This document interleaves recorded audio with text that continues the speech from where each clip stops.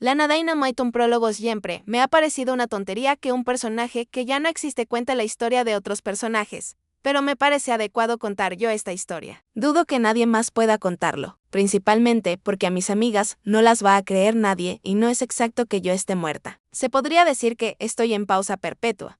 Nuestra historia comienza en una lejana y mágica tierra, donde un edificio con forma de figura geométrica se alza impenetrable y lleno de secretos del mundo entero. En ese edificio trabajaba un tipo huesudo, que es como se dice finamente que está muy canijo, andaba ligeramente encorvado, ya que como descubrió al dar el estirón a los 14 años. El mundo no está bien construido para un chico o un hombre de casi 2 metros. A pesar de su altura y su complexión delgada, las típicas y dolorosas burlas del colegio lo mantuvieron alejado del deporte, incluso de aquel en el que podía destacar. A ya podemos llamarlo por su edad 37, señor. La tristeza le había abrazado muy fuerte cuando era muy joven, convirtiéndolo en una persona oscura y resentida. Había algo en el que daba pena. Quizás era su teoría de que los champús eran un timo para venderte un jabón para el pelo y otro para la cabeza, por lo que él usaba solo gel para todo. Por consiguiente, tenía un montón de caspa y se rascaba muchísimo la cabeza como si tuviera sarna. También solo utilizaba camisetas, sudaderas o jerseys negros con unos vaqueros que parecía haber pedido prestados a un sin techo. Lo peor para la mayoría de la gente era que se lavaba 2 veces en semana, incluso cuando vivía en Silicon Valley.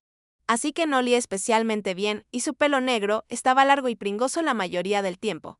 Pero cuando hablabas con él, se te quitaba toda la pena que pudiera darte. Tal vez era ese aire de superioridad con el que se movía creyéndose que todas estas cosas eran correctas y los demás estaban equivocados y eran inferiores. Tal vez era lo malos y ofensivos que eran sus chistes, si al menos hubiera cuidado más los detalles del exterior. Al menos algunas personas se le habrían acercado, y si ya hubiese cuidado los del interior, habría tenido algún amigo. Lo curioso era que, en realidad, él tampoco quería amigos. Pensaba que las personas eran malas y traicioneras y solo se movían por su propio bienestar. Pero, al mismo tiempo deseaba sentirse amado y su comportamiento apartaba a la gente, lo que se traducía en un círculo vicioso. La gente no me quiere porque soy desagradable y raro.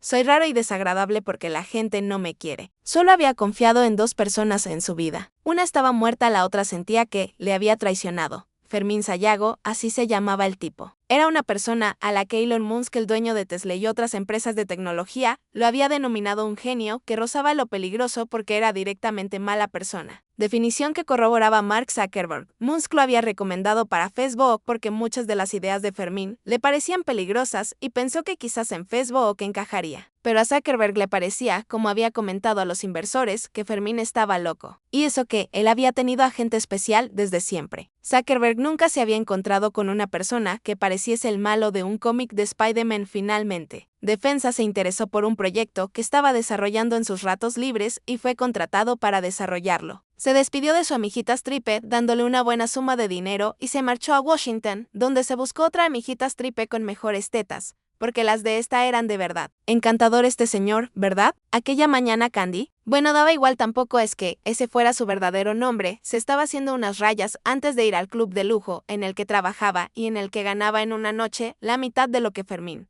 al mes. Todo muy en la línea de lo que Fermín entendía por una relación. Él pensaba que el amor era un simple mecanismo de feromonas que se acaba a los 3 años. Como el hechizo de la Cenicienta, se acababa a las 12. Sí. Fermín era de esos tíos que, si hubiese tenido menos dinero y menos cerebro, habría vivido en el sótano de su madre, insultando a todo el mundo en los foros o en las redes sociales. ¿Qué por qué estaba Candy con Fermín, después de todo lo que os he contado? Las chicas como Candy suelen tener un radar para los tipos malos. Candy estaba agradecida de que este hombre nunca le había pegado. Tenía su propio trabajo y no intentaba vivir de ella, ni había tratado de obligarla a prostituirse. Cosas que le habían pasado desde los 14 años. Gustas. Le dijo en inglés. No gracias, no me hace falta. Lo olvidaba, tú tienes la ciencia, dijo seductora acercándose a él. Le acarició el pene por encima del pijama. Él sonrió, pero se apartó y le dijo, voy a vestirme, tengo que ir al trabajo. Quédate conmigo, le dijo ella echándole los brazos. Fermín la apartó delicadamente, la coca le estaba pegando y quería sexo. Me tengo que ir, le dijo él con una sonrisa llena de caricia amarilla. Ella suspiró resignada. Pero cuando vuelvas. Claro, dijo él pellizcando su culo, aunque cuando volviera quería ver el episodio nuevo de WandaVision, así que ni de coña iba a hacer nada. ¿Qué puedo decir de él? La palabra repugnancia adquiere forma con él. Cuando iba en coche camino del trabajo, puso un recopilatorio, sonaba música rock. Se acordó de su amigo de la universidad, su único amigo en realidad, Fede, y fue pensando en él todo el camino. El pobre perdedor era profesor de ciclo medio, todo el día aguantando críos. Se rió reflexionando en el pringado de Fede, su propio éxito y cómo Fede no tenía nada. Fermín se consideraba una mezcla entre Einstein y un profeta del pasado. Opinaba que él tenía visión y otros no, como Fede. Si Fermín hubiese tenido el pene tan grande como el ego, podría haberse dedicado a hacer películas de adultos. Para él, todo el que no tuviera un título universitario en algo tecnológico era un candidato perfecto para la eugenesia.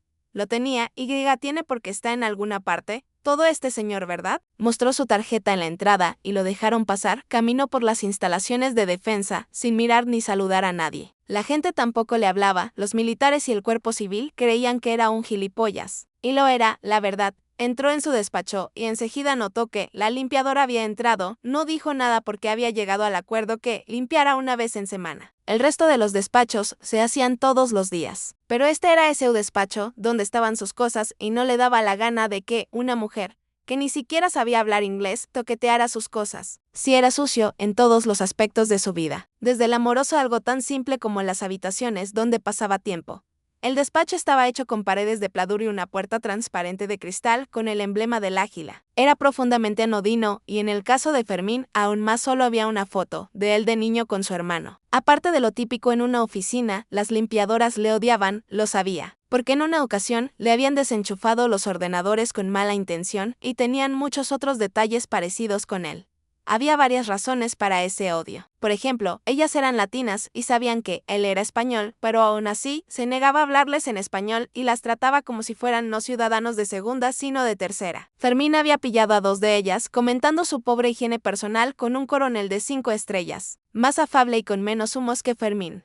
Se sentó y comenzó a rascarse la cabeza de un modo que parecía que le iba a sangrar el cuero cabelludo. Revisó sus redes sociales, vio algo que Fede había publicado y se quedó helado. En la publicación mostraba una ecografía y ponía "vamos a ser papás" con exclamaciones y emoticonos. Sintió una desazón que hacía 4 años que no sentía cuando, estando trabajando en Facebook, Fede le mandó la invitación de boda con Mónica. Mónica, ella siempre pensó que él era un bicho raro. La indiferencia, y por qué no decirlo la repugnancia, que Fermín provocaba en ella, solo era comparable la obsesión que Fermín sentía por ella. Deseó que Mónica tuviera un aborto espontáneo. La odiaba algunas veces, igual que a Fede. Sentía que lo habían traicionado, que lo habían herido. Allí estaba cabreado cuando lo avisaron de que el coronel Askins, ante quien respondía, quería verlo. Askins estaba sentado en su escritorio firmando papeles. Llamó a la puerta y le invitaron a entrar. ¿Deseaba verme, señor?, le preguntó Fermín en perfecto inglés.